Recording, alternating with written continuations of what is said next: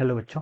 Let's read this question. So this question says, what is friction? What is friction and why it is called a self-adjusting force?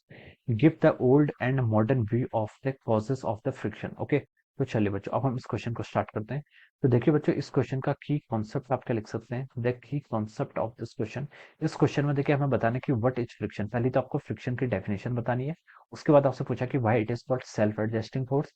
फिर आपसे पूछा कि give the old and modern view of the causes of friction. Okay, तो देखिए बच्चों, friction होता क्या? Friction देखिए, friction is a tangential force which act between the surfaces of the two bodies which are in contact, and it always opposes or it tends to oppose the tendency of relative motion between two objects. Okay, तो हम क्या लिख सकते हैं? देखिए इसके definition में क्या लिख सकते हैं? देखिए फ्रिक्शन इज ए, क्या लिख सकते हैं? Friction is a tangential force. Friction क्या होता है आपका?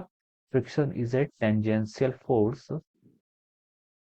which friction is a tangential force opposes the tendency of which opposes the tendency of relative motion.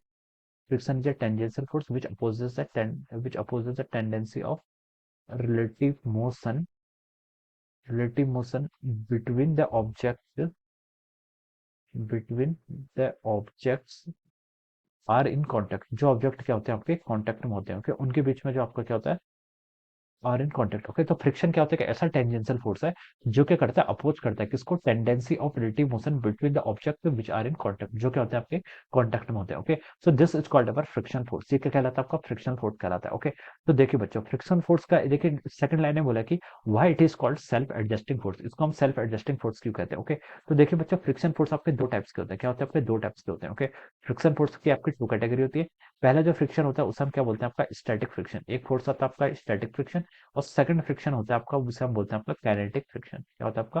Kinetic friction. Okay, these are the two categories of the friction. ये आपकी friction force की क्या होंगी? आपकी दो कैटेगरीज होती है। Okay, तो देखिए बच्चों, स्टैटिक फ्रिक्शन क्या होता है? स्टैटिक फ्रिक्शन का जो फॉर्मूला होता है वो होता है आपका F S is lesser than और इक्वल टू आपका mu S N. Okay, this is the formula. इसका देखिए कोई एग्जैक्ट इक्वलिटी नहीं होती। ओके, यहाँ पर आपकी इनइक्वलिटी होल्ड करती है। लेकिन अगर हम काइनेटिक फ्रिक्शन की बात कर रहे हैं तो यहाँ पर आपकी इक्वलिटी होल्ड करती है, होता है आपका mu K times N. Okay, this is the formula for our kinetic friction. Okay, तो देखिए बच्चों, इसमें लिखा है कि why it is called self adjusting force. Okay, देखिए सेल्फ एडजस्टिंग फोर्स इसलिए कहते हैं, मान लीजिए आपका कोई ऑब्जेक्ट है, ये आपने किसी एक ऐसे सरफेस के ऊपर रखा है। Okay, this is object which is placed above a surface. आपने किसी सरफेस के ऊपर देखिए, आपने किसी ऐसे करके किसी ऑब्जेक्ट को रखा हुआ है। ओके, तो देखिए बच्चों, आप क्या कर रहे हैं? इस सरफेस पर क्या आप लगा रहे हैं? आप इस पर फोर्स लगा रहे हैं। आप क्या लगा रहे हैं? सॉरी, इस ऑब्जेक्ट पर आप क्या लगा रहे हैं? कोई एक्सटर्नल फोर्स लगा रहे हैं।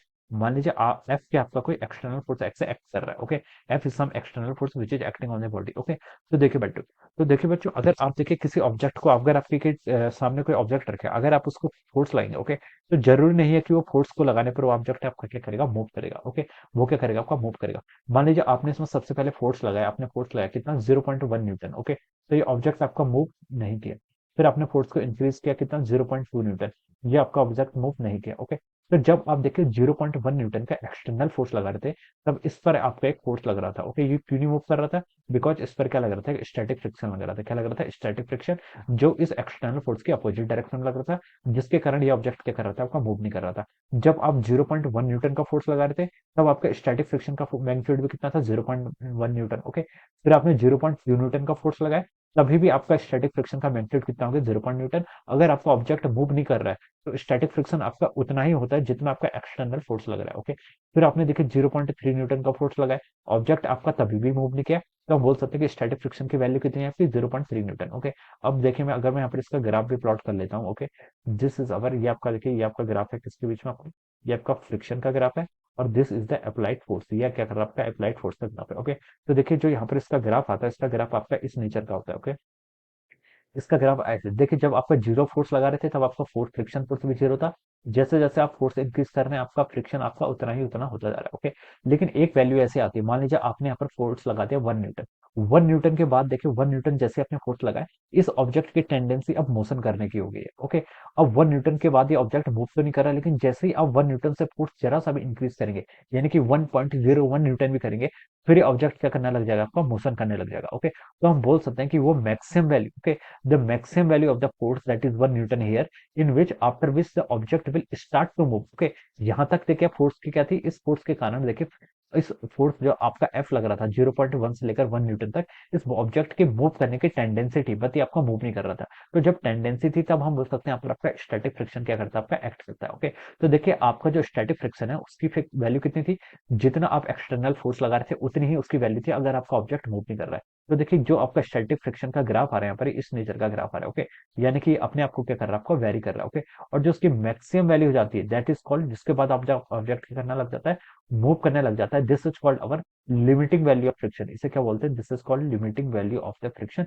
इसके बाद देखिए आपका ऑब्जेक्ट क्या करने लग जाता है, ऐसे मूव करने लग जाता है, और ये आपका वैल्यू क्या जाती है, this is the value for the kinetic friction. ये आपकी काइनेटिक फ्रिक्शन की वैल्यू हो जाती है। ओके, तो यहाँ तक का जो आपका फोर्स है, जिस फोर्स को हम क्या बोलते हैं, आपका स्टैटिक फ्रिक्शन बोलते हैं, यानी कि एफ एस स्टैटिक फ्रिक्शन बोलते हैं। उसके बाद का जो कर्व आपका, ये किसके करस्पॉन्डिंग आपका काइनेटिक फ्रिक्शन के। ओके, तो इसीलिए हम इसे क्या बोलते हैं, सेल्फ एडजस्टिंग फोर्स। ये फोर्स देखिए अपना मैग्नीट्यूड 0.1 न्यूटन, कभी 0.2 न्यूटन, कभी 0.3, अपना फोर्स के मैग्नीट्यूड को क्या करता रहता है, एडजस्ट करता है depending upon the external force acting. तो इसीलिए हम इसको क्या बोलते हैं, आपका सेल्फ एडजस्टिंग फोर्स बोलते हैं। Okay, so this will be the reason behind calling it self adjusting force. Okay, अब थर्ड पार्ट में देखिए उसने क्या पूछा है, give the old and modern view of the concept of friction. Okay, तो देखिए बच्चों, जो आपका फ्रिक्शन का जो आपका ओल्ड व्यू था, ओल्ड व्यू हम पहले ये एज्यूम करते थे कि जब हम देखिए जैसे कोई ऑब्जेक्ट है, ऑब्जेक्ट के और सरफेस के बीच में क्या होती है, आपकी कुछ ना कुछ क्या होती है, आपकी इरेगुलरिटीज होती है। ओके, ऑब्जेक्ट हमें दिखाए तो सीधा देता है, लेकिन अगर हम इसका माइक्रोस्कोपिक व्यू देखें, क्या देखें, माइक्रोस्कोपिक व्यू, तो देखिए ऑब्जेक्ट और जो इनका पॉइंट ऑफ कॉन्टेक्ट है बिटवीन द सरफेस, ओके,